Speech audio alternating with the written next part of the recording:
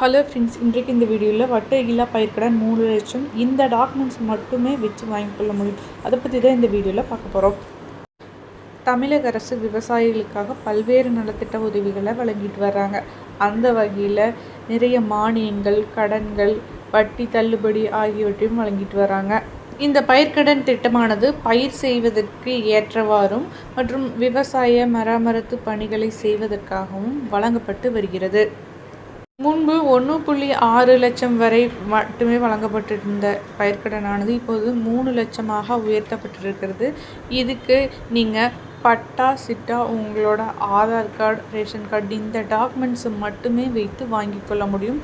அதுவும் பார்த்திங்கன்னா காலம் தாழ்த்தாமல் விண்ணப்பித்த அன்றே அனைவரது வங்கி கணக்கிலும் செலுத்தப்பட்டுவிடும் அப்படின்னு சொல்லியிருக்காங்க. நீங்கள் இந்த பயிர்க்கடனை ஆன்லைன்லேயே கூட அப்ளை பண்ணி வாங்கி கொள்ள முடியும்.